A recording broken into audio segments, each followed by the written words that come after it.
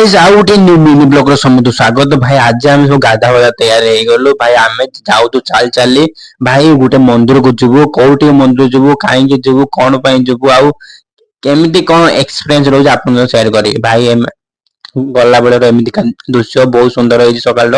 ତାପରେ ଏଣ୍ଟ୍ରି ହେଇଗଲୁ ଭାଇ ମହାମାଇ ମନ୍ଦିରକୁ ଆମେ ଆସିଗଲୁ ଭାଇ। ବହୁତ ଗହଳି କାହିଁକି ନା ଶନିବାରରେ ନା, ଶନିବାରରେ ବହୁତ ଜାଗା ଗହଳି ଅଛି। ତାପରେ ଯେହେତୁ ଆମେ ମନ୍ଦିର ପାଖରେ ପହଞ୍ଚି ଗଲୁ, ମହାମାଇ ମନ୍ଦିର ପୀଠ ପାଖରେ ଆମେ ପହଞ୍ଚି ଗଲୁ ଭାଇ। ବହୁତ ଗହଳି ଆଜି ଅଛି, ଦେଖିପାରୁଥିବେ ଭିତରେ ବି ବହୁତ ଗହଳି ଅଛି। ମନ୍ଦିରରେ ଏପଟେ ସେପଟେ ଯିବା ପାଇଁ ଭାରି କଷ୍ଟ ହଉଛି। ଆଉ ଚଲନ୍ତୁ, ଆମେ ତ ଆଜି ଶନିବାର ନା, ଆଉ ତ ଭିତରକୁ ଏଣ୍ଟ୍ରି ନାହିଁ ମୋବାଇଲ, ସେଥିପାଇଁ ବାର ସବୁ ଦେଖୁଛି ବହୁତ ଗହଳି। ତାପରେ ସବୁ ଦର୍ଶନ କମ୍ପ୍ଲିଟ ହେଲା ପରେ ତାପରେ ଖାଇବାକୁ ଆସିଗଲୁ ଭାଇ। ସମସ୍ତେ ଖାଉଛନ୍ତି, ତାପରେ ଆମେ ଖାଇବା। ଆଉ ଆଉ मिनी ब्लॉग केमती है प्लीज कमेंट कर देबे।